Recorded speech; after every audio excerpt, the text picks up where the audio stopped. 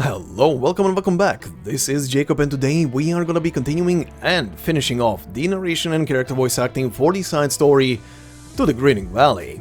Alright, part 3, final part, let's get the show on the road, shall we? But before we do so, as always, to anybody bumping into the narration through this very episode, playlist is linked in the description of the video at the very top or down below in the pinned comment in the comments section below. Enjoy and thank you very much. And speaking of thank yous, thank you guys very much for all the likes and the comments on the previous part, much appreciated, and the series in general, really helping out in the algorithm, so yeah, thank you. And speaking of the comments on the previous episode, had a interesting exchange with a viewer by the handle of ADS, and by the way, I hope that ADS stands for Australian Davis, considering the request. If it doesn't, it's fine, but ADS had a request if I could do a Australian accent just to see how I would pull it off, and through the exchange also left me a couple of phrases to say, but you know what? I'm gonna do you even better. Good day, mate. Coming down to the land down under, and I'm gonna throw an extra shrimp on the barbie for you. Oh, God, that probably sounded bad. Anyway. With that, huru, I'm out. Hopefully you enjoyed that one. And yes, I was looking up phrases if there are in Australian that sounded funny, and that shrimp one made me laugh when I saw it. I was like, what? But yeah, anyway, hopefully that sounded even remotely Australian. You can be the judge of that, and so can anybody else who actually speaks Australian and knows the accent well. In other forms, let's continue on with with a quick recap of the previous part. For those of you who want to skip it, the timestamps are below for the start of today's part. And yeah, let's begin with on the previous part. We began the story last time pretty much with our four protagonists, Alanna, Ray, Warmy, and Jerry, reaching one of the nomadic platforms where they are essentially resupplying for the journey ahead to the Grinning Valley. In doing so, Ray and Jerry head out into the platform to buy supplies, but they soon split up as Jerry spots someone who he thinks is maybe potentially after him or there for him, but it turned out that the guy was just there for some Q&A, and Ray was giving the answers even though she had no idea for what. But in the meantime, Jerry booked it out of there and disappeared. Good job, Jerry. However, in the meantime, our team of Rhode Island operators, or Rhode Island personnel rather, Amia, the Doctor, and Savage are also present at the platform, and they are having a little sightseeing tour, you could say.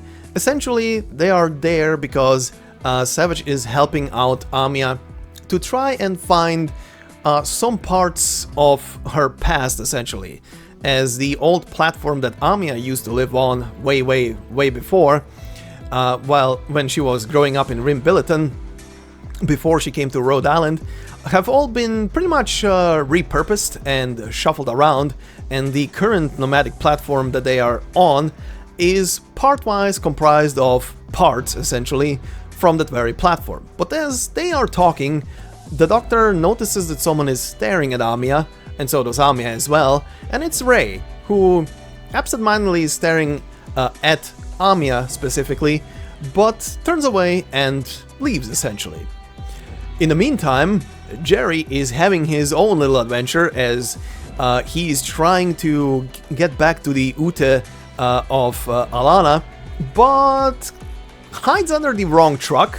And as he enters into the truck, realizes it very quickly because, well, someone else is in there who is also kinda hiding away and is partially a stowaway in the truck. But the two of them soon run into trouble as they get spotted, and they both have to book it out of there. And as the two of them are running, they very quickly start to bond, as the female Kautos is pretty much also at the end of their run divulging why she is stowing away in the truck where Jerry found her. Essentially, she ran away from a supposed marriage that was also being foisted on her. And Jerry, even though he didn't intentionally run away from the marriage that he was about to face, he did kind of like it that he got basically pulled away from it because that marriage was also foisted on him. But the two of them bond very quickly. Jerry grew guts. Jerry became essentially a persona protagonist who speed ran his guts from a -6 to a +6 in the span of a couple of minutes. Decided to immediately offer the Kotos woman essentially his life insurance, and the two very quickly bonded and are apparently also getting married now, for real. And yeah, he ran the game of life on speed and crack. That was something. But yeah, anyway, good job, Jerry, I guess. But yeah, anyway, he leaves the party that stays behind us, that will continue their journey essentially. Alanna, Warmy, and Ray with parting words, good luck on the trip, and that he's gonna invite them, or rather is inviting them to their to his marriage once they complete their journey. But yeah, Jerry stays behind, the three of them continue on their trip. However, very quickly Alanna realizes that something is wrong with the power plant of, essentially the engine of the Ute, as apparently Warmy has been using her own arts, essentially casting with her own body, which led to her oripathy flaring up, and she developing very, very high and very dangerous fever. However, they need to stop because of it, and because they stop, they get spotted because of the smoke that is emitting essentially from the Ude by our Rhode Island personnel. Savage goes over to check on what is happening, very quickly realizes that there is a case of acute flaring up oripathy, and the crew decides to lend a helping hand. As they do, they give Warmy some medicine. Amia uses a bit of her arts to calm her mind, and Warmy becomes rather quick, bounces rather quick back onto her feet. As later in the evening, they all have pretty much a barbecue out in the open, and they decided to continue the next set of the trip together, as once the trip is over, the Rhode Island crew would like for Warmy to come to one of the Rhode Island branch offices essentially to get checked out for her oripathy and to be given treatment. As they're enjoying their evening, exchanging stories, Amia shares some stories that have been told to her as a form of bedtime stories from the doctor in the past, which are very cryptic and could mean who the hell knows what, but they discuss some smaller things as they all are chilling out for the rest of the evening. Savage has a couple of words with the doctor, who is chaperoning a sleeping Amia on their shoulder, and as they are exchanging some words, the doctor directs Savage towards Ray to see what is going on with her, and that is pretty much where we left off last time, as Savage and Ray have been speaking into the night to each other. So then, let's continue with today's part. Right then, today we are obviously going to continue and finish off with the last two cards, which are the Grinning Mineshaft, and the Stepped on Shadow. So let's begin with our first one, the Grinning Mineshaft.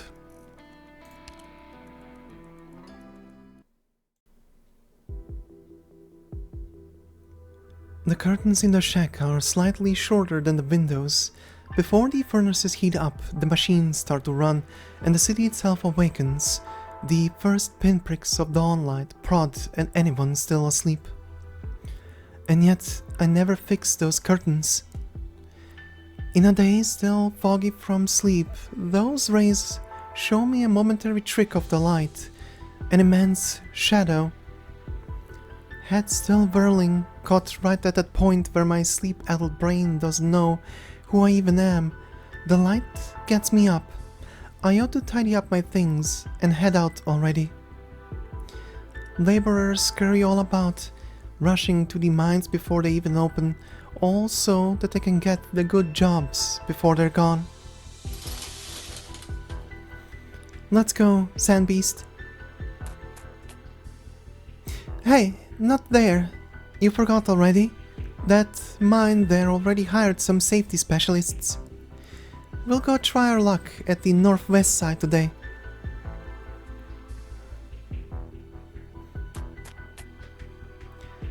The sand beast slowly stretches its back fin. Stroot! One that big? Must be full grown, yeah?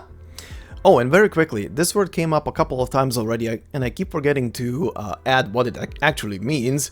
Basically, Stroot is, for lack of a better description or translation or anything else, basically means damn. Pretty much the same principle behind it. It can mean both positive and a negative expression, so it's pretty much the same thing. Anyway.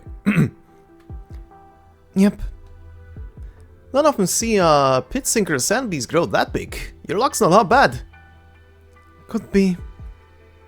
You'll need a little luck this time. If you can get down this shaft today, rules say I pay you double.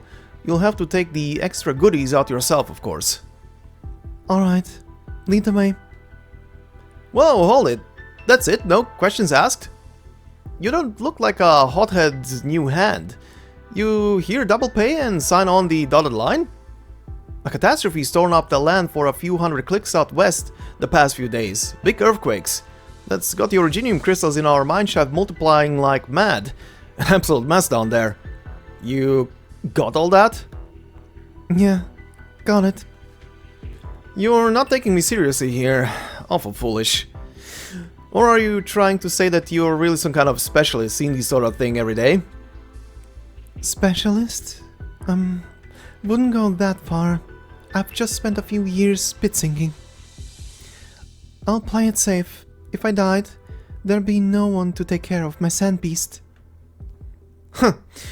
Should have figured. A safety specialist wouldn't go about looking for work in the first place. Alright, I've said everything I needed to say. Fingers Ollie! Quit drinking and get prepping. Safety rope's gotta be on her nice and tight before we drop her down.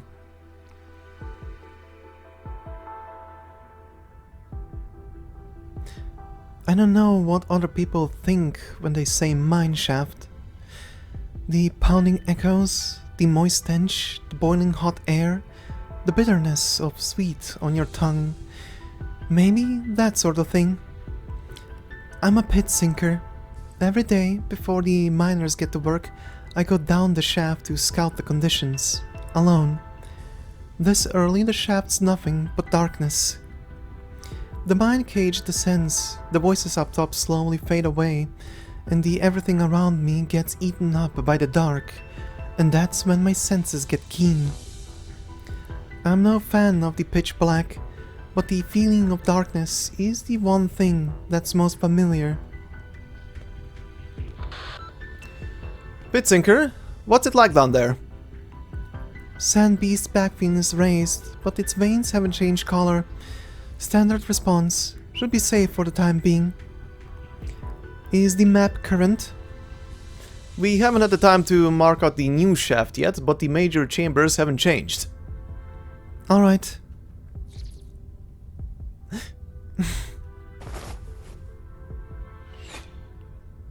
What was that? Infused originium slug. Handle it. But it's not a good sign.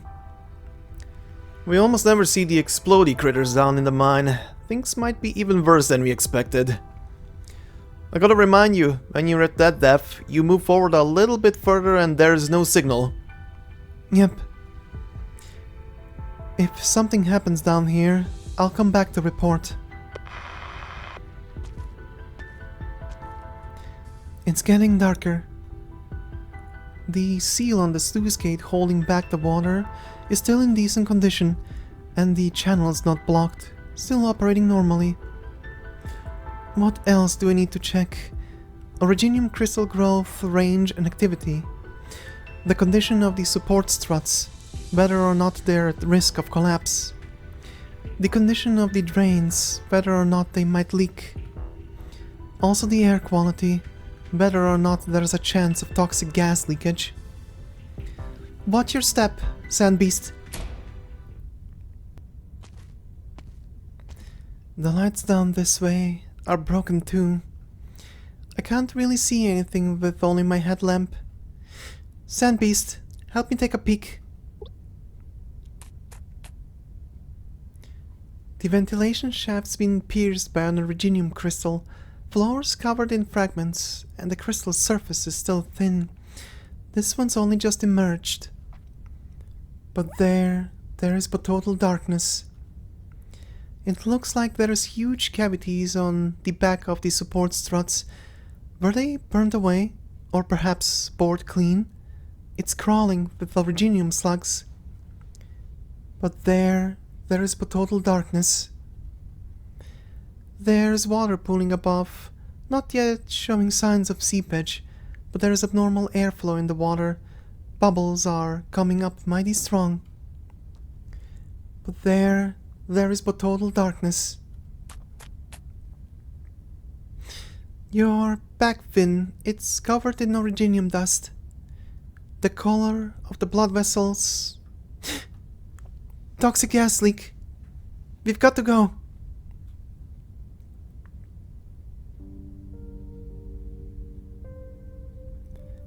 Getting hauled back up to the surface from the bottom of the mine takes yonks. I never did figure out exactly how long. Just chinning up and looking out into the distance was enough for me. I think this when other pit sinkers would count the rocks they managed to haul up. Didn't matter how much ore you took out. Mine owners didn't really care. Only those very small, privately run mines would seek out temporary pit sinkers, drilling ever deeper shafts, extracting ever more valuable iridium ore, the bottoms of the mines ever more dangerous. You're still with me, right, Sand Beast? No haul for me today. Although there might be still infected critters about, I put away my weapon to have a hand free. Despite this, operating the sluice gate one-handed is really tough. Eats up a lot of time. I do my best to run out, feeling Sand Beast's lower back fin pricking my arm. This was the first Sand Beast I bought. I remember 2 years back when I bought it, the shopkeep gave me a piece of colored paper and a folded photo. He told me that the way the lantern light looks passing through the capillaries in the sand beast's back fin tells you the mine's air quality. It's been a pretty handy detection method. This time, before I felt out of breath, I recognized the dazzling dark violet of Sand Beast's body. He told me that with a fella this sensitive, the life lost wouldn't have to be mine. Captain, raise the cage, if you would. We're heading back up now, Sand Beast. I got a pretty decent paycheck. Could use it to buy that new feed they put out. We could also go see a doctor. Gotta keep you healthy. Time was, the folks in the mine wouldn't tell me if things were dangerous or ask me if I really wanted to go into the pit. They could wait until I was lifted back up to the surface, watch how I breathed, look at the color of the blood in my nicks and scratches. As the cage rises, I can hear Sandbeast's breathing over the blowing of the wind and the rumbling of the machines. It isn't moving. All I can do is chin up and look out into the distance. After a while, the darkness begins to crack open, just a tad.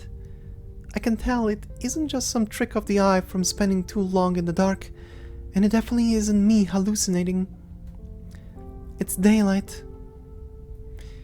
You'll be alright.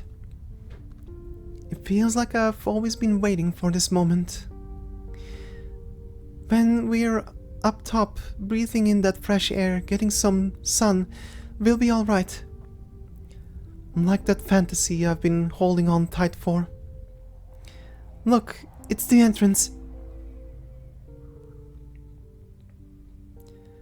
It comes to me that the after effects of the earthquake catastrophes are still ongoing, what with all the dust and sand in the air. There is no daylight at the entrance.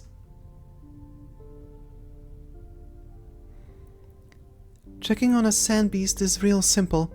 If the membranes on the back fin have increased blood flow, it shows that the poisons already had time to accumulate in the body. If sand beast keel's over, then I'll just have to buy a new one. I've still got 2 sacks of feed in the house. People can't eat it. Tomorrow morning, I'm thinking of checking out a mine in another direction. Tomorrow morning. It'll be alright once daybreak comes. Where's your sand beast? Popped its socks? Well, that's not good. We don't want any pit sinker who doesn't come with their own sand beast. Those things were basically born to die. If you're not willing to part with the money to buy a new one, you will quickly meet your end down in the pit. And you're infected too. Look, we can't afford that sort of hassle here. No answer? You deaf or something? Or you just some fool bugger who got her sand beast killed? Alright, get going. Better not see you again. Medicine for sand beasts? I don't have any. And to be honest, I've never even heard of such a thing. Well, you don't always take meds for your average cold, right? There's even fewer people who would want to give them to a sand beast. Best to just buy a new one. These little fellas don't live long anyway, but I can guarantee that this lot were born real healthy, won't die of the sickness before you get to the pit. If you're not going to buy, best get out of my store then. I'll say it once more, there's no medicine for sand beast. That's just common sense. You were going to buy a sand beast to be a pit sinker without even knowing the basics? If the sand beast dies and you don't, that's called a good day. Sand beast, I didn't... Daybreak. The dawn light weaves between the bars of the empty beast cage before it stabs her, ending a long, long nightmare. And yet, it's hardly an improvement. Never mind. Hear me out, empty cage. I didn't get it killed. I tried my best, but when you're down in the pit, it runs into toxic gas. The whole point of the sand beast is to see how the air's doing. Deep in the pit, where it's always darkest. Why am I shaking?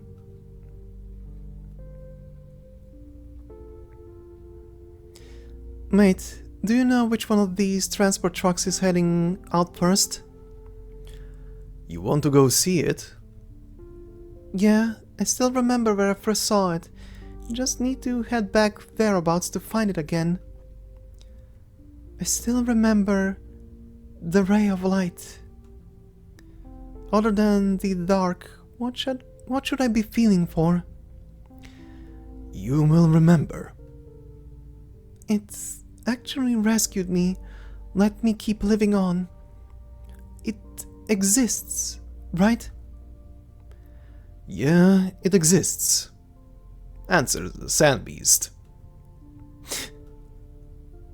The sand beast opens its eyes.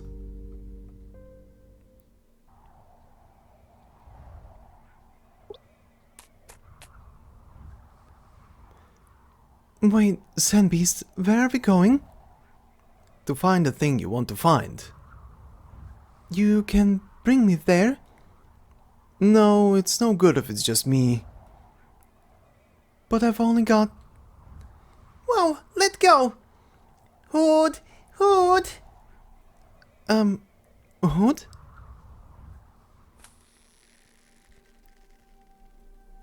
Why is it holding onto the doctor's hood so tightly?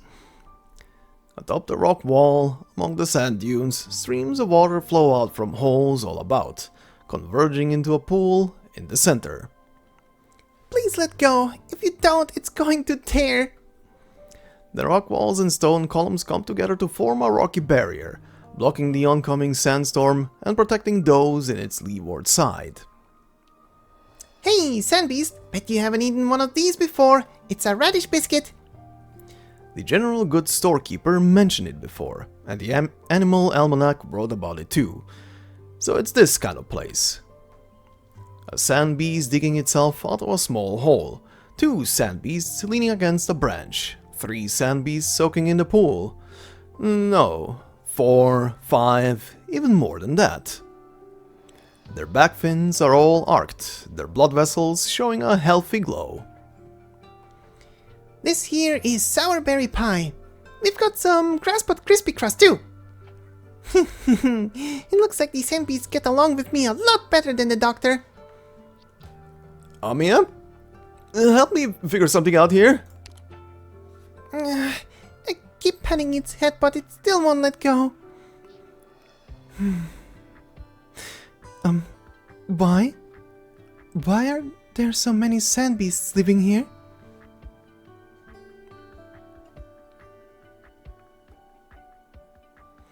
There's even more sand beasts jumping up here. Doctor, try not to get overwhelmed. Here, let me have a try. Oh, I knew Ray would figure it out. The way that you chased after those sand beasts just now, I told everyone you're definitely a little critter lover. Just now? It looks like Ray didn't realize we've been following her all this way. We really just got off the truck for a break, waiting for the braking device to cool down, but then we saw you looking like you were in some kind of daze when you got off. We were worried, so... Sorry. Keep calm, Doctor. Try not to move too much. Wow! That was a huge sneeze! It let go! That was... using a pointy leaf to poke around in the holes on the sand beast's back. To tickle it? Oh, thanks. I can finally think straight again. So that's the sand beast's breathing holes, huh? Alright, little fellas. You're all safe. Run along now. That sand beast's reaction is pretty simple to explain. They use their back fins to support their breathing and are very sensitive to changes in airflow and temperature. These sand beasts and the ones bred in captivity are just as small, look like cubs around 3 to 4 months old. They should grow up to be pretty chunky and live for a decent amount of years. What about the one with you, Ray? Now that I can give you a proper look in the rays of light, your coat's a bit brighter than I thought.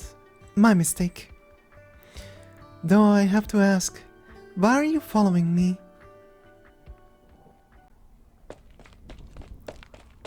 Oi! I've been looking for you lot for half the day. Why'd you all run this way anyway? What are all these creatures doing here? What are they? Sand beasts. I know they're sand beasts. These things... no, that's not important right now. Doctor, didn't you say you could actually read the data from the survey equipment atop the truck? That doohickey is pumping out fluctuating data. 99 times out of 100, whatever it says doesn't happen. And I don't understand a thing about the pattern it spit out. Everyone, get back in the truck. You saying it could be a catastrophe? The doctor looked into it. The catastrophe messenger who was on the truck with us for a little while had a very limited survey range. We can't rely on that data to provide us an accurate picture of the situation. And since the doctor's judgment says to leave as soon as possible and not to try and take cover here, that means that we still have time. Alright, got it. Let's get a move on before the catastrophe wrecks everything here. The farther, the better.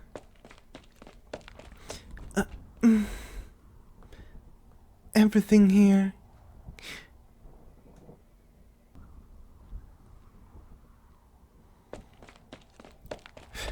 Phew. From running over to tell you all the news, then turning back, I gotta say that I definitely broke the factory district record. Butlet, did you manage to get my time? You need to time your own runs, Lance. Wait for the others next time.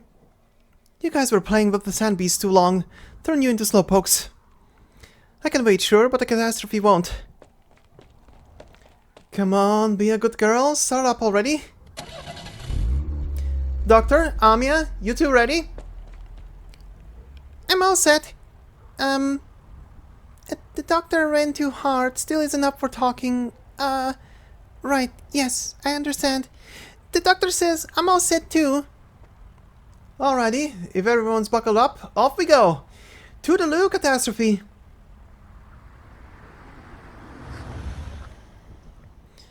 Will we be alright, going at this speed? Definitely not a problem. The only thing overtaking me now is myself at top speed. A little catastrophe cloud like that? In your dreams, mate. That's good to hear. Huh? Doctor, what are you trying to say? Huh? Hey? Way? Ray? That's right! Where's Ray? I don't think she made it on! Everyone speechless.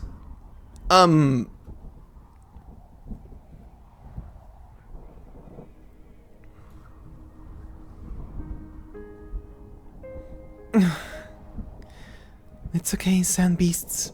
We can still make it. The catastrophe isn't here yet. It's just that the sandstorm's picking up now, but I can still make it through the wind. I can find somewhere safe for you fellas. The sand bees vigilantly digging into the soil. Right. I know sand beasts can't talk. It was just a hallucination or something there. Come here. Black clouds about to hit. Won't be able to see much soon. Or I could become that somewhere safe for you lot. Flashback. There's nothing else we can do. Even if the sandstorm's huge, all we can do is rush right through it. It's got to be hard on that kid, Rayella. Her first time coming along and we run into this shitstorm. You lot, come on ahead, lift up her legs. This little lady's whole body's burning hot, and her feet are covered in blisters too. She's far too young for this. Don't think she can walk the rest of the way. Let's go. We better decide which way to get out of here already.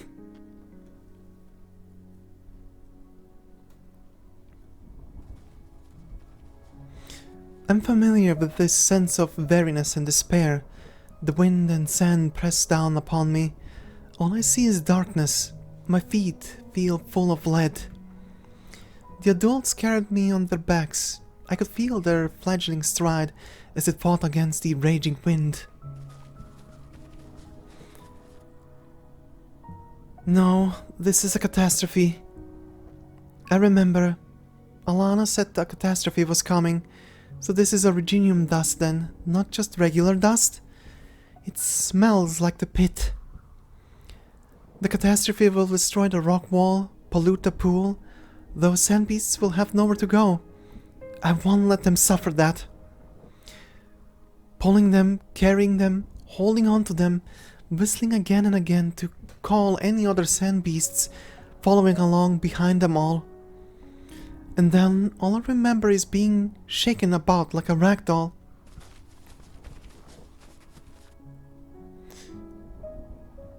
How many sand beasts did I manage to protect with my body?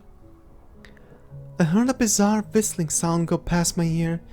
It seems like there was someone whistling for me, guiding the little critters.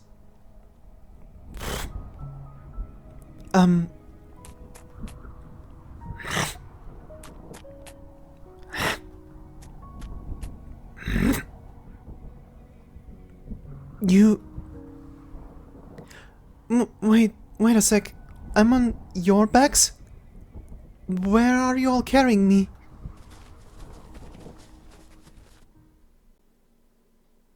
I'm familiar with the sense of weariness and despair. Whenever the shadow of the faren appeared in my memories, it was always accompanied by a vast, empty wasteland. I was with the team fighting against the sandy squall, walking towards where the sun rose. Yellow sand filled the sky, smothering out all the color of the newborn sun. Yellow, white, mottled yellow, grey yellow, until it all became deep and darkest black. In the end we managed to make it to nightfall, covered in darkness for the second time that day. A thick mist creeped in, and those poor sods who were injured cried out in pain. We were lost.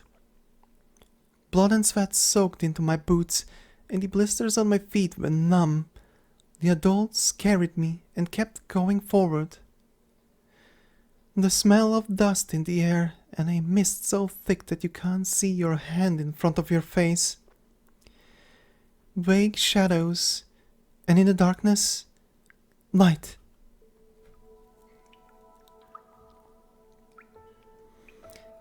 Where am I? A great gaping cavern with bioluminescent organisms emitting light as dim as an old miner's helmet. Myriad creatures rustle about in the shadows behind Ray, making her reflexively raise her crossbow. Several small mounds on the ground scatter and bump into each other, revealing themselves to be sand beasts. Sand beasts? You fellas brought me over here? This isn't just your den, is it? Groups of sand beasts on the ground and atop the walls jump about, guiding her towards a path that leads deeper into the cavern. The stone pillars of the cave slant and cross over each other, protecting the glowing area in the center, like a stone nest built by a giant foul beast. The ground itself is folded and creased, the vestiges of the passing of some unknown creature, cutting off at the entrance of a route leading even further down. The stone beams strewn about are its shed scales, those great piles of soil its rotting dander. The sound of the howling gales outside is already cut off, leaving only a drawn-out whistling to echo throughout this natural sanctuary, establishing an order for the creatures who live in the dark. I remember that time when I saw that shadow in the mist. The wind brought along a murmur. That sound soothed me and let me forget the pain for a while. Move forwards, Rayella. Leave this darkness. You must... Why aren't you going ahead, little fellas? What's up ahead? Not wanting to deal with the darkness any more than she has to, she turns on her miner's lamp. It's a closed-off cavern. Can't get in here. I could chisel it open. I need to chisel it open.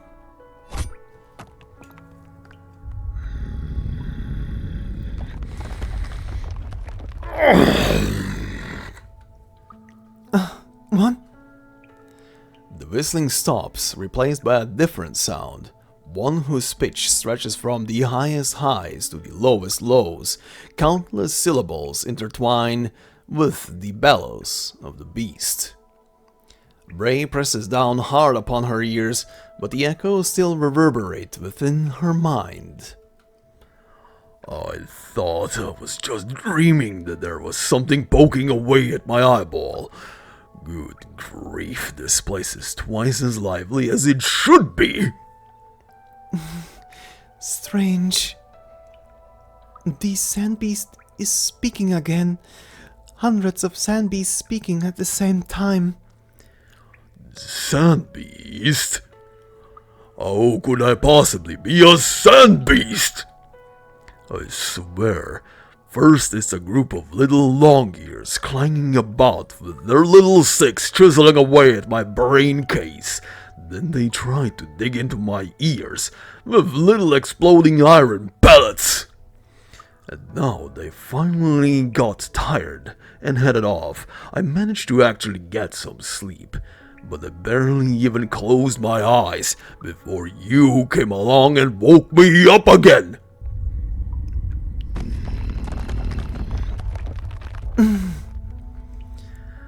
Apologies, little one. I got a bit too stirred up just now and shouted at you. I must have startled you into falling over onto your backside. But given that you were the one who woke me up with your racket and trod on top of my tongue, making me bellow about and make a fool of myself, I'd say We were even. What's that smell? Why does it sting so much? What is this? Get these things away from my nose right now! A hallucination? Hallucination? I assure you, I am no hallucination. If I were, I wouldn't be feeling a little bit itchy right now. Fellas, why are you yanking those plants? Those are my nose hairs! Smelly little things! Don't pull!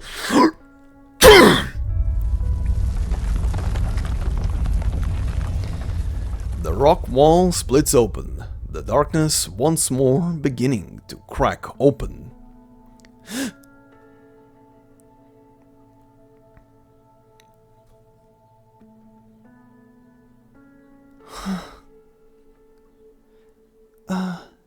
Faren? Are you the one I've been looking for? The giant eye shines like a great gemstone. Bray has never felt her heart beat this strongly before, thumping about inside her chest. A hunter's daughter, a pit sinker who broke free of the dark, a traveler who chased the light. From then until now, every instance of her reaches out a hand towards that giant eye.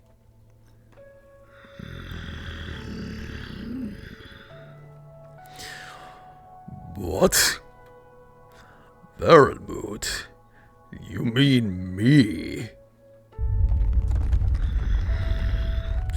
Well, I quite like the sound of that name. A much mightier name than Sandbeast. I'll have to remember that one. I don't remember who decided to give me a name last time. But after waking from my nap, I find that I've completely forgotten it all. I swear, it was just a moment or two ago. Forget it. Sleep's more important. Got to hurry. Say, little one, why did you come looking for me? You saved me. Did I? A sound that's been echoing from deep in my mind, an immense shadow, a light. It was a miracle. You saved my life, along with many others.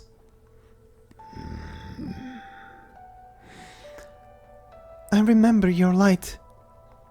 I've always thought it was something right out of a legend, that the thing that saved us was some giant, friendly beast who lived out in the wilderness.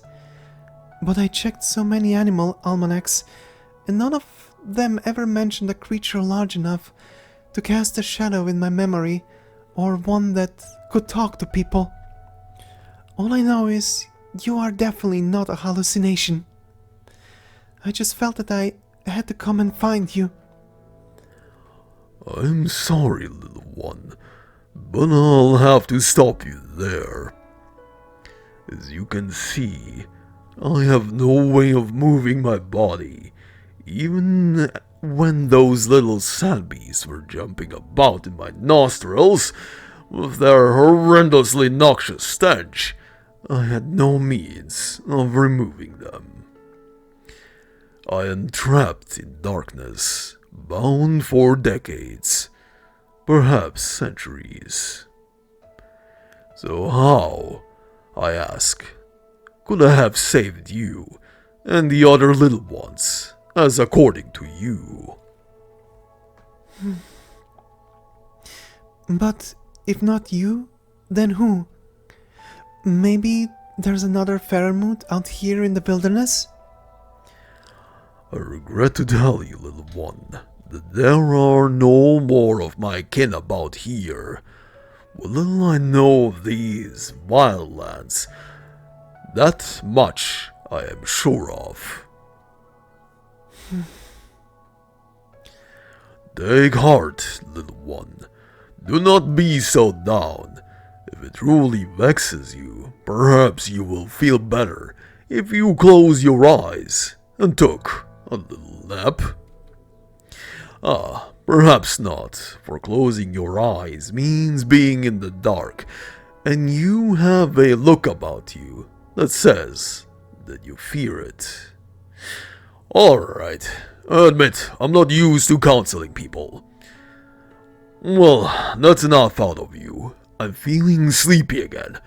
You'd best be on your way now, and make sure to take those smelly little things with you. In the blink of an eye, the sand beasts beside her are in an uproar, coming together to create their bizarre sound once more. Ahead of Ray stands a muddled darkness, so dark that she is unable to tell which way the sand beasts are carrying her. All she feels is that she is getting further and further from the light. Suddenly, from the cavern that quickly fades into the distance, the Farenmoot's voice rings out once more. Don't mind me, little one. I might not be able to move my body, but it doesn't mean I can't budge a bit. Since you took so much effort to come all this way, I have one more question for you. If I am the Farenmoot, if I am the light you were seeking... The roiling sound of landslides washes over her, and the earth trembles as if shaken awake by the jab of a pit sinker's crossbow bolt. Considering how far you've had to come to get here, what exactly were you hoping I would help you with?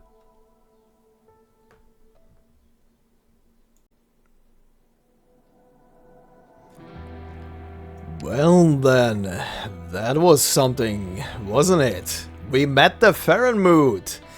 By the way, one quick thing before, I'm gonna say my things, considering this is the final part. I'm gonna leave, like, the overall thoughts, comments, yada yada for the ending, for the outro essentially. Just wanted to say very quickly something about the voice of the Farenmoot, because I was trying to experiment with something, but it sounded very stupid. I'll be quite honest. It sounded very stupid, and it just didn't want to work properly. Essentially, because of how the voice was portrayed, being both a high pitch and a low pitch at the same time, I was trying to do, and obviously it's not in this video, but I was trying to do in my own time, experimenting with it, trying to do like the normal recording which you just heard, but I was trying to underlay it as well with another recording of the same lines, like try to essentially synchronize the two voices, but make the other one lower in slightly lower in volume, but on a higher pitch, just to have like a dual voice echoing between each other. But upon listening to it backwards, even no matter how much I tried to synchronize the two of them, it was just very heavy to listen to, or you would have problems listening to it, so I left it at this. But yeah, anyway, that's all I wanted to say. However, very cool. We actually saw it, but it's not the Farenmoot. It's not the Farenmoot that she's looking for. So we're back to square one, I guess. But anyway, for now, we shall continue to our final card, which is simply called Stepped on Shadow. Let's begin.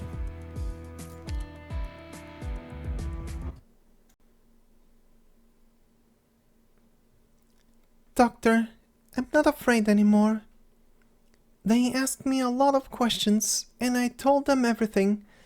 Our long journey, the places we've been, and whether we had fun or not.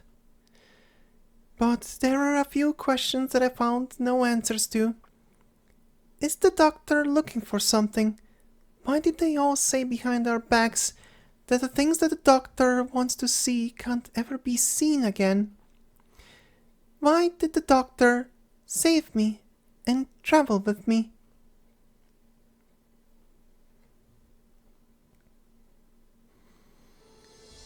All drivers, ears both long and short up. This is guidance for departure in 6 hours. Watch the catastrophe forecasts and drive safe. Don't chase wildlife. Let's get the trucks in and get home early. Well, you don't look so bad, old bones. You should be thankful your last trip is with me. Others probably wouldn't have what it takes to get you fixed. You'd have to sit out there in the boonies in tatters with that hole the anti-armor blew open and wait for the engineering team to come to take you apart and haul any usable modules back to the factory for reassembly. And me? I wouldn't be able to hand in the truck.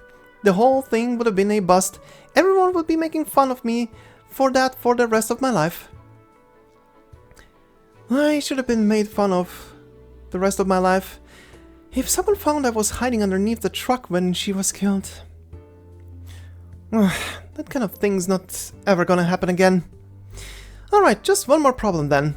I don't have too many mates in Iron Carrot City. I need to find someone to teach me how to write the accident report. Oi, stop ringing the bell. This truck's not going anywhere. You got the wrong... Coward? Looks like I got the right one. The gaudy decorations are all gone and it doesn't look like a war broke out in here anymore. Feels a bit strange, actually. Anyway, it's good seeing this thing in one piece. This has to mean that Ray and Warmy are both fine, right? Huh, suppose so. Then let me ask one other thing. Did Ray find the thing she said she was looking for? Of course not. I'm really sorry. I didn't mean to bring up painful memories like that. Don't worry about it. It's not really painful for me at all. That said, the hijacker doesn't think it's all that painful for her either. Come to think of it, this really doesn't make anybody else any bloody sense. She disappeared halfway through the trip for no reason, then she showed up where we pulled over to wait for a small catastrophe to pass. She's just like a dumb foul beast who found herself disoriented after getting carried 1,000 miles away by a catastrophe wind. Then she didn't possibly forget what she's looking for, right? I know there are folks who would run in circles as a kind of contest, and there was this lad who got so dizzy that he fell and knocked his brains out. We might have a worse case on our hands. She told me she met a faren. And she said it's not the one she's looking for. Huh? Finally, she even said the faren has already told her the thing she's looking for doesn't exist. I feel kinda sorry for her. Really now? I call that finally seeing things clearly. But after that, we did keep heading to the Grinning Valley. We went through all the trouble to make our way there. No way I was going to turn back on our hijacking. Then, how was it? So cool. Too bad it's pretty dangerous there. However, like you won't be seeing it in your lifetime. Really, I don't suggest you go. If it wasn't for my technique and quick reflexes, the Ute would still be stuck in that valley. On our journey back, we had to stop every 2 hours for the old bones to cool down. The Union says it's about time it gets standardized, and well, they have a point.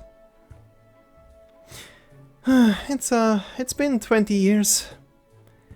You've been driving for 20 years? I never would have guessed. Well, thanks for the vote of confidence in my skills. But I was going to say, I've known this old girl for 20 years. Right, coward. Where's my invitation to your wedding? Huh? You might have missed the wedding. Actually, I'm on my honeymoon.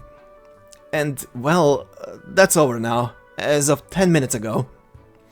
Iron Carrot City was going to be our final stop, but I saw your transport when we got to the gates, and all of a sudden I started to think I wanted the trip to last a little longer. Oh, are you two driving that trucky parked not too far up ahead? Here I thought the driver got on the wrong level instead of the logistics channel for their delivery. Something's off, though. We're driving a delivery truck, alright. Actually, we found her truck when we left the gateway that day. We were thinking of turning back to our engagement ceremony, and somehow we drove to the registration center instead. Then we drove to the open plaza, had our ceremony, and went on our honeymoon. Bugger me dead, now I remember. What is it? The girl that followed you everywhere. Now I remember where I saw her face. It's the logo on this truck, this face! I knew there was a hardware store that sold all old safety valves. Oh, right. She was trying to make herself disappear. Do you even know why we had to stop every now and then? I'm really sorry. Let me apologize sincerely on her behalf. I'm just kidding. I can't really blame you for this one. This truck should have been upgraded a long time ago. That being said, if we get this last part installed right now, I can get away with a dozen fewer sentences on the report. Quick, do you have any of the valves in stock on your transport?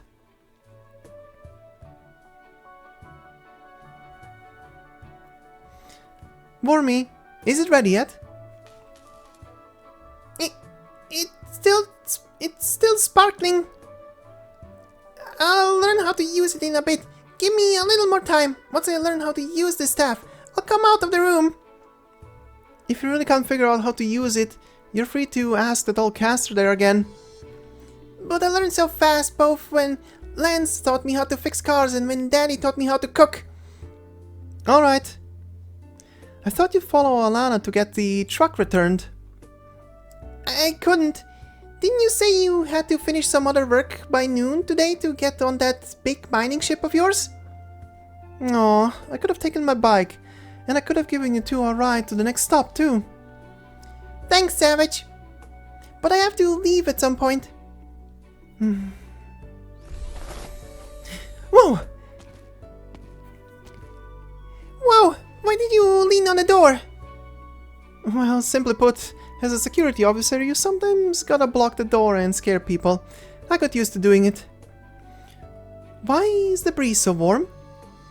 I'm starting to get a handle on how to use the staff. You really figured it out? That's incredible.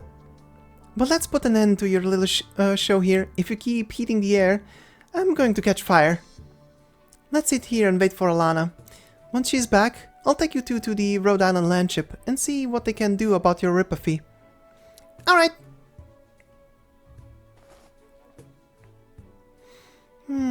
It feels so familiar sitting on the seat, waiting for somebody.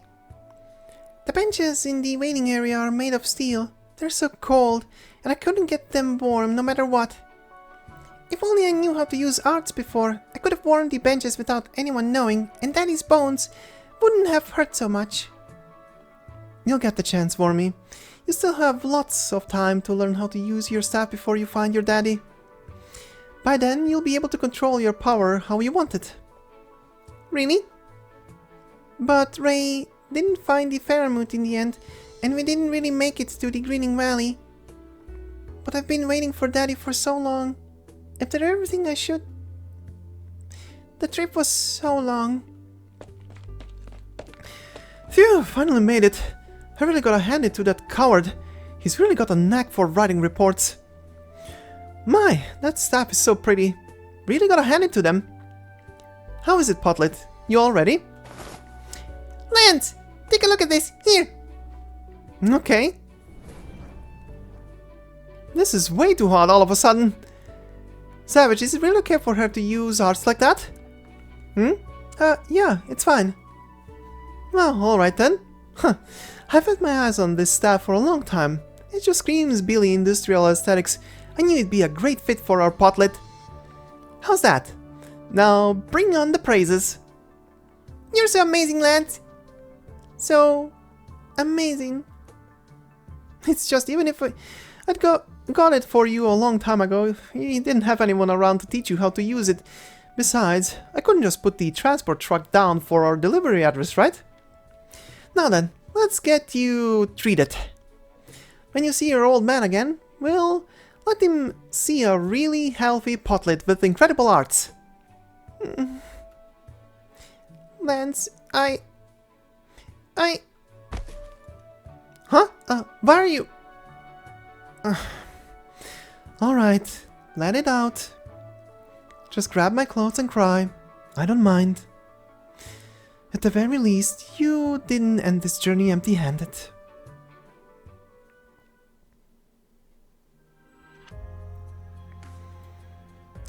Verify the pre-departure supply order, get the originium fuel item deleted. We have more than enough fuel reserves. Hell, we have so much they could come spilling out the tank. What about these orders from individual operators? Who commissioned a messenger to send all these carrots again? I've had it with that sweet smell in the kitchen. I can't take it anymore. This creates the refined solvent that engineering ordered. This one is the materials for the experiment Closure is putting together for a new line of business. Hello, Amia. Hello, Doctor. This one... huh? Amia? Doctor? What are you two doing here? Oh, I'm sorry. Are we interrupting the procurement department's work? No, it's fine. It's just... if you're here for the view, I think you'll have a better time up on the deck. It's pretty noisy here at the logistics channel. Oh, actually, we've kind of gotten used to noisy environments lately. This noise here actually feels more comfortable. Doctor, let's head further inside. How did your checkup go, Amia? Don't worry, no changes in my vitals. After all, we kept our distance from the active originium clusters, and we had effective protective measures. But I'd be lying to say I wasn't terrified to see active originium growing and fragmenting the earth in front of me. It's very Rim Billiton to name that place the Grinning Valley. But when I hear that name now, I don't think I can smile anymore. But maybe when everyone gave it the name Grinning Valley, it was just a natural valley that wasn't yet covered in active originium. Ray was so sure that she had been there when she was young after all. But over those 10 years, the originium there rapidly proliferated and made the area unrecognizable. Not even Ray could identify it. Do you think it's a shame? Yeah, we didn't actually make it to the Grinning Valley. All we did was look at it from afar before we had to turn back. It feels kinda like getting ready for a picnic, only for it to rain that day. Don't laugh, Doctor! Oh, right, Doctor. Do you think the faren that Ray was looking for really exists? As far as I know, faren do exist. There's a reason she managed to escape that minor catastrophe. That's good then. Although we didn't make it to our destination, Ray wasn't just suffering a nightmare. Doctor, here's your order. My order? I don't remember placing an order through Rhode Island lately. Oh, it's a surprise I ordered for you, Doctor. Ooh, so heavy. Oh, it's a small vivarium. When I walked by the market that day, it suddenly occurred to me that you seemed very interested in Billy fauna all those years ago. When you brought me back to this landship and turned to look at the wilderness, you seemed very lonely. I was still small, but I could tell that it was loneliness. So I thought I wanted to miniaturize and save everything there is in Rim Billiton as a snapshot for you. At the very least, back then, I thought you felt lonely because the landship was a bit empty. Perhaps having some living things around would make you happier. Of course, Rhode Island has a botanical garden now, and our databases have a sizable collection of ecological files, so this small vivarium might not be all that useful to you anymore. But I still wanted to fulfill the wish I had as a kid. Thank you, Amia.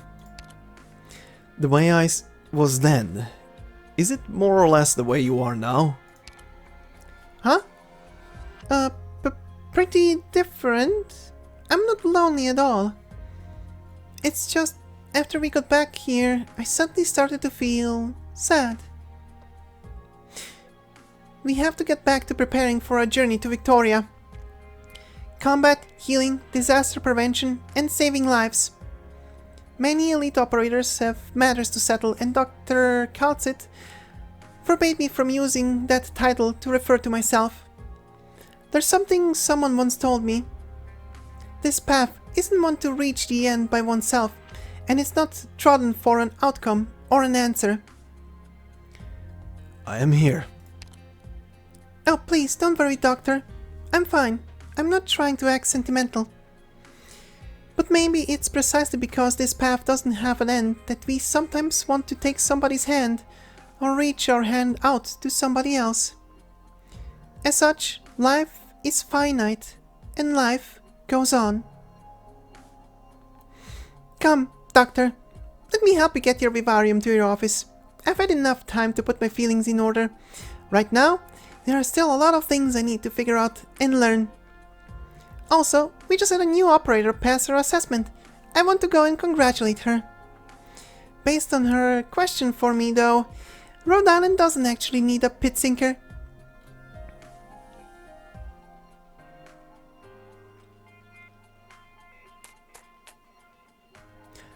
A small sand beast suddenly sniffs the air. The critter staring at the vivarium, is that Ray's sand beast? Yep, the one she's been holding on to since the catastrophe. Hold on, there must be in the vivarium. Isn't that what sand beasts like to eat? Come back, sand beast. No eating the doctor's things. Hello, Doctor Amia. Hello, Ray. I heard your assessment went very well. Congratulations. Thank you. I have a Rhode Island ID badge now. And there's a number on it. Yes, Ray. Are you worried about something? No. When the miners went in the shafts, they all bring their ID badges. That way, if somebody didn't come back, it's easy to figure out who. But pit sinkers are temporary workers. We don't get ID numbers or badges.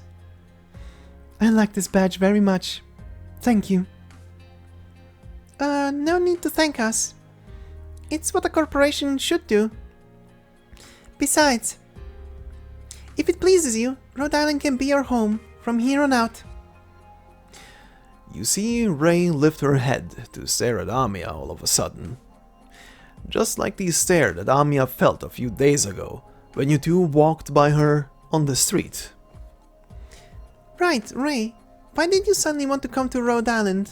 To be a pit sinker? You helped Potlet. I thought I should have helped her too.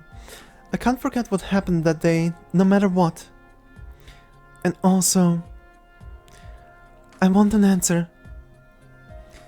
When the faren woke up from its centuries-long sleep and asked me what exactly I wanted, all I asked was for him to send me and the sand beasts to a safe place. At that moment, I felt no regrets about anything, as if being able to see it was more than enough. But I still want to know why I so longed for that light at the time. What exactly is it to me? At the time? Ray, you mean... Ray? Are you asking me? Why? You quickly realize that Ray is not looking at Amia. Not at all.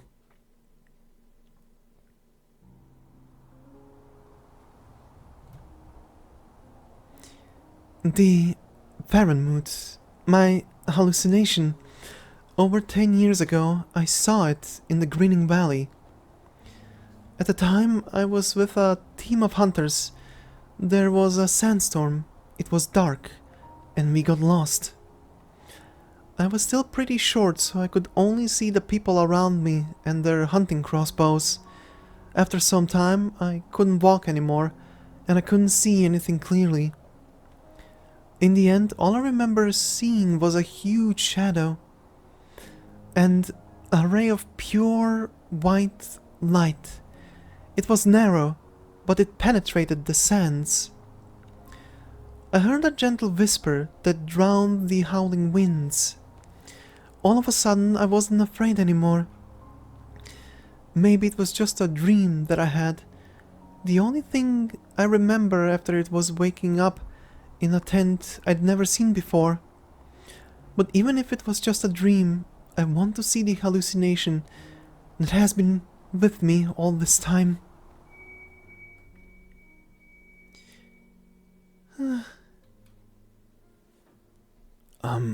Amia? Amia?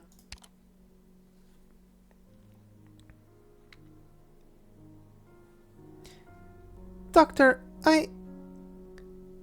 Ray is gone. Sorry, just now, I saw it.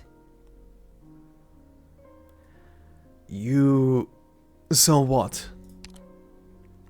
I saw a road island that was freshly dug out and covered by a canvas. Its large shadow moved slowly through an originium-covered wilderness in Rim Billiton. The circus engineering team all had their faces covered to conceal their identities. Their vehicle was loaded with cannons, while architectural arts forged blades.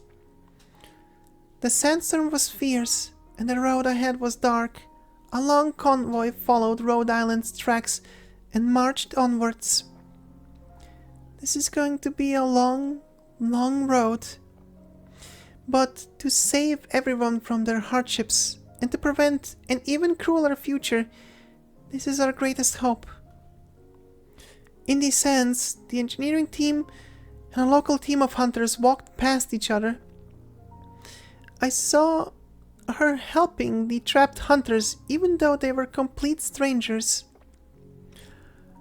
Hold on, Amia. Whose eyes did you see all that through? Because I think it would be so nice if everyone could make it back to their own home. Right, Amia. This landship has its own name. What's more, there's someone here who knows the meaning that was bestowed upon this Rhode Island when it was given this name. Have you asked the doctor?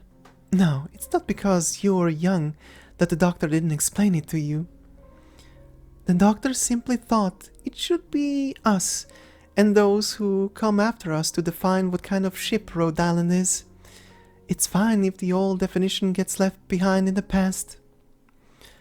At the very least, I think that line of thinking can at least partially be found in the doctor's silence. Because that is also how the doctor sees the doctor. Knowledge cannot define the doctor. The doctor thinks that the doctor knows nothing. Memories cannot define the doctor either. The doctor's memories could never again be found across these lands. Amia, do you trust the doctor? Right, I do too. And one of the reasons I chose to trust the doctor is because the doctor reached a hand out to you back then. War, perseverance, civilization, hope. The extraordinarily long stretch of time, the burning stars, and the fated future. There are many, many thoughts so heavy they are unrecognizable within the doctor's mind. But the doctor made a very simple wish. The very first coordinates that the doctor picked out of that vast loneliness. Amia, this is your home. Perhaps one day it will be you who will decide what Rhode Island means. Right, it's only natural to feel scared. This may be very hard, but I really do hope that you won't fear giving the wrong response. Don't be afraid. The idealistic path is unending. That's why it can't be walked all the way to the end by any one person. No matter when, and no matter why, if you're scared, you just need to find the people you trust and take their hands. Huh? You're scared already? In that case, you can take my hand right now. Until that day. Doctor, can I do this? Do you trust me?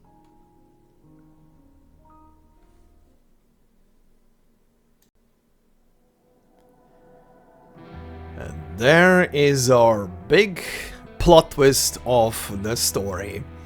I was wondering what the final card is gonna be about and how we're gonna end it, considering that the card before that was literally just, hey, we met the faren mood, but it's not the faren mood that Ray once upon a time saw in the Grinning Valley. So where did the other one go? What happened to it? I find it also funny that throughout the story we did already get maybe slight hints as to what it could be, but it was kind of a stretch, you know? You wouldn't think like, oh, she saw Rhode Island. But when this final card started going around, this final card is so loaded. This last thing is so loaded with so much stuff in there. Like potentially Ray carrying some kind of influence from, and yes, I definitely, and that is why I did the voice that I did there. I definitely believe that was Theresa, who once upon a time on a just excavated Rhode Island was being escorted with it back to start basically rebuilding and repairing the thing. But basically it seems like as well that she potentially, as she helped out Ray, maybe left something with the Ray, maybe something small, on the surface at least small and insignificant, but seems that Amia picked up on it. Amia definitely immediately reacted. That reaction from Amia there is definitely something that only happens when she finds a trace of Theresa somewhere. And damn, that is a twist that I didn't expect there to be. I was wondering if they're gonna tease anything about the faren mood that was actually there, or what the hell happened, what actually happened. But yeah, we actually got the full thing. Amia actually saw, and that's the funny thing, because as well how the doctor asks the whole thing from Amia and the way Amia is describing it, she essentially didn't see the memory from. That is such a crazy part. She didn't see the memory from Ray's perspective, or rather through Ray's eyes. She saw it through Theresa's eyes. And I do love it, and I need to remember to screenshot this for myself at least. The final quotes there that we get with the black screen, which is why I did my usual Theresa impression there. I need to screenshot that whole segment. I have a dumb feeling, and it would be such a missed opportunity. I have a dumb feeling that whole segment has to reappear in the Bubble story in a couple of like short months from now. Just has to. No idea if it will. Don't want to know if it will. Just speculating, because there has been so much. Also, the quotes at the beginning of this, at the beginning of Step Shadow, the way Amia is talking at the beginning feels very futuresque. Like, not the current Amia that is currently here in the story, but especially with the background as well that they provided, like a more in the bellows of Rhode Island, or a more dilapidated part of Rhode Island, felt like a future version of Amia speaking, like after many experiences. Like, very weird start. At least that's the impression I got from there.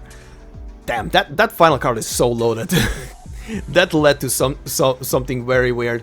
By the way, as a side note, because from time to time I keep seeing a comment like that pop up, to hear my like raw reactions to this stuff.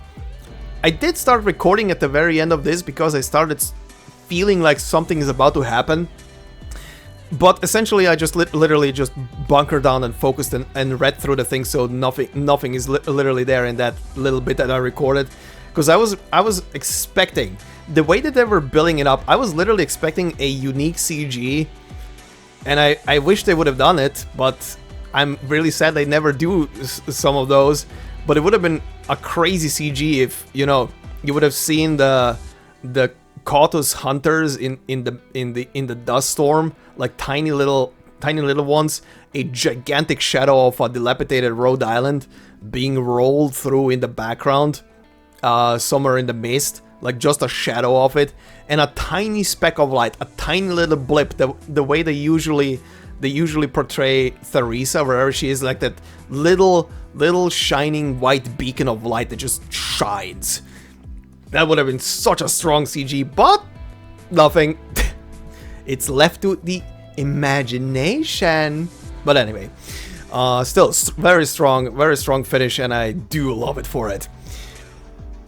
But yeah, we'll see what that becomes and what happens and what will be going down in Bob. I mean, we know what will be going down in Babel. I just want to see the entire story when it comes to fruition. But that will be for that for now. As a quick thoughts and opinions of this story, it was pretty good. It was pretty good. I had nothing else, nothing too much to say about it outside of in writing style. This one is very influenced by a couple of factors. Like a lot of these, I think every single one of these cards essentially did a very similar thing to what the recent main story, chapter 13 did. Not gonna spoil story bits. Just gonna say in the recent chapter of the main story, pretty much almost every not every single one of the individual battle stage nodes had a different character, but pretty much almost every single one of the battle nodes that began with a fresh cutscene had pretty much the same that we had here, which is a narration done from the perspective of the character. Like every single one of these cards pretty much has bits in there that are narrated from the character, starting with Warmy, then with Alanna, Jerry, Savage, and the last two are Ray, obviously, and then Amia, and then also Theresa at the very freaking end of that one. But yeah, very similar to what the main story did recently, which is very appreciated because they didn't go full ham like they did on the main story. This was kind of like the light version of it. But there were also goofy moments in this story, which feel like they were very influenced by what's it called? By Zilbanahatsa, which was literally right before this one. So I do wonder how much was influenced from their writing style, because it definitely feels like it. But yeah, I was wondering what this story is and how this story is gonna, fit into the whole thing, because it has to have some purpose, considering they brought up a story that at this point is kind of rare to see, and it's a story that is set before the beginning of the Victorian arc.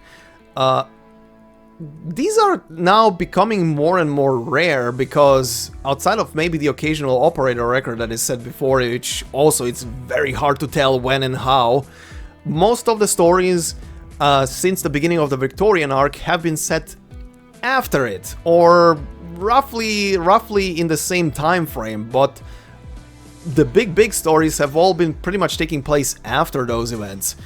So it's kind of like a rare thing to have something set before it, and I was wondering what the whole thing would essentially be leading up to, and yeah, definitely has some influence there. I see what they did there. I see why this one was set before and why it's important to the whole thing, because oh boy, does it have some implications for later stuff.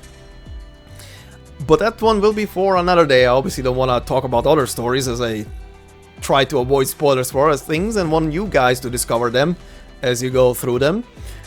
But yeah, overall was pretty neat. Warmy is, when it comes to characters, of course, Warmy is a sweetheart, protect, hug all the head pets and all the carrots, and all the what was it again? Sour cakes? Was it sour cake? Yeah, I think it was sour cake. Whatever, all the sweets. Spoil this child and pepper her. Alanna, I am actually surprised not playable. I will. This is one of those. I mean, I guess.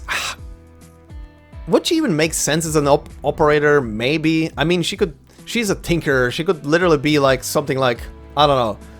We already have Feist and aka Stainless and other operators that tinker around with machines on the battlefield. I guess she could do something like that. Be a full-on support. No offense, just produces, I don't know, something. Cars. Just sends out cars. But yeah, anyway. very surprised. Very high detailed character on top. This is one of those that will probably spend who knows how long in NPC jail. I'll see you in 3 years when she becomes a support. Jerry started like the wimpiest wimp ever and became the biggest goat ever. Like, what the hell? Jerry had an arc in the story and he speedran the whole thing. He speedran the game of life. I swear, if there would be another card in this whole thing and Jerry reappeared, he would proclaim that his now wife is pregnant and is about to give birth. That's literally what this guy... He's just speedrunning life. But yeah, definitely an interesting character. He was goofy and what else to say there?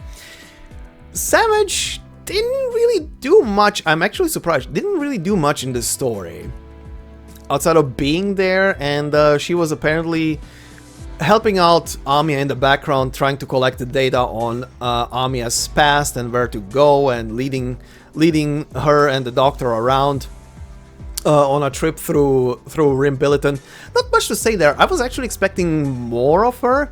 Funnily enough, for those of you who are interested or actually want to see a bit more how tightly Savage is actually connected to Rhode Island itself, especially to Amia, I would recommend, you can find it very easily on the channel as well, her operator records. She has three operator records.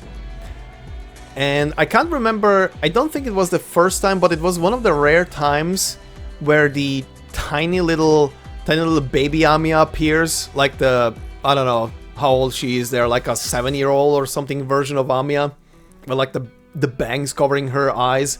But yeah, it's a glimpse. Her operator records are a glimpse into the past of Rhode Island. So I would recommend taking a look at them if you have the time. You can find them, like I said, very easily on the channel. So yeah, not much of a presence here in the story for her. Can't really say much outside of that. Outside of her being very older sister oriented towards Amia as indicative. But yeah, Ray is a cozy sweetheart. Also, every single time Ray speaks, the video extends by the triple amount that a normal character's voice lines would. I have noticed this when I was recording her lines, especially for this card, because this part of the story is where she speaks the most. Especially because there is also the narrated monologue from her. And obviously I'm trying to emulate how she speaks, so you know, she speaks very softly and very slow.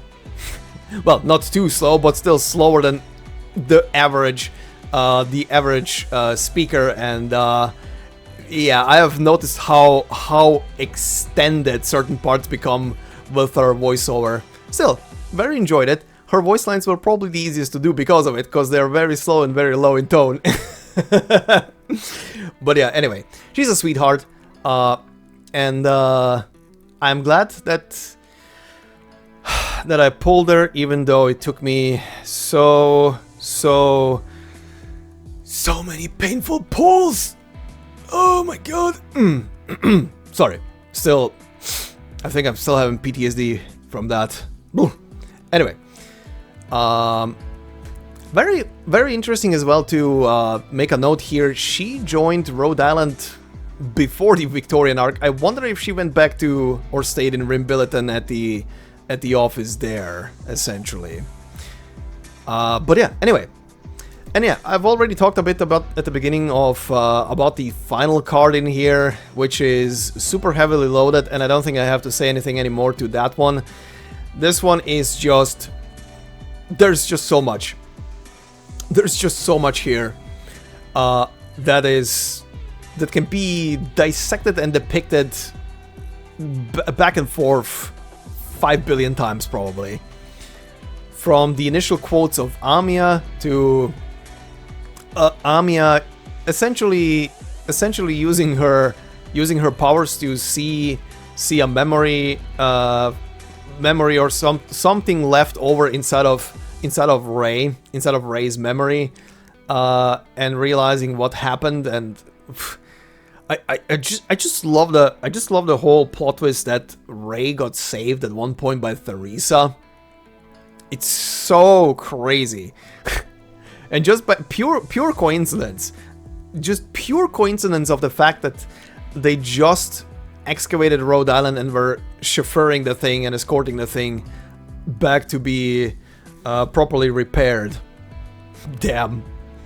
What luck. I don't think it's gonna lead into anything with Ray. I think that was the whole purpose of Ray, essentially, in the story as well. To give Amia that glimpse into the past, probably. Through that memory, but at least when it comes to the overall plot. Will Ray reappear again? Who the hell knows? Definitely one of those vignette characters that, who knows, there might be more. There might be more, but probably only if the story is set in Rim Billiton again. Which, speaking of, I hope there's gonna be another story set in Rim Billiton at some point. Even though I still would love them to actually tackle still stories that are in places that we haven't seen yet properly. But yeah, we'll see about that. Overall, good story. I enjoyed it. Had fun with the narrating. And especially Jerry's lines, because I think I said this before in... Maybe I said it, I can't remember right now, maybe I just thought it. But his voice lines were fun to do because of the stuttering. And because of the stuttering, even if I stuttered for real, you probably wouldn't notice, because that's just what Jerry is. Jerry is the MVP for my voice acting, because if I fuck up, you don't notice it too much, at least, because that's just his voice line. Anyway, this has been fun. Hope you guys enjoyed. If you did so, please consider leaving a like on it. I would much appreciate it, of course, and it would help me out a lot. Like I said at the beginning of the video, if you're new to the channel and enjoyed this and want to see everything else, pretty much everything else is done. Every single one of the vignettes, the side stories, the intermezzi, the main story, everything is done and uploaded onto the channel on playlists. You can find everything just by literally searching up videos on it. And yeah, subscribe, enjoy, and leave comments. Tell me how you guys liked the story, enjoyed it, what your ups and downs were, and yeah, I'm looking forward to reading those. In the meantime, I hope you have a fantastic day wherever you are. I will go and turn on the AC now and cool myself off, because I can feel the sweat. It is warm, as I posted the other day on the community post. This will not matter to anybody in the future, but I am currently in a period where for the next week, maybe even longer, I'm gonna have to go through temperatures of 35, 34 Celsius on average, somewhere around 95-ish Fahrenheit for those of you on that system. So you get the picture. It is warm, it is melting, and I hate the heat. So yeah, I'm gonna go and cool off. Hope you have a fantastic day wherever you are, and I will see you in the next video or stream. Have a good one. Bye bye. Hooroo.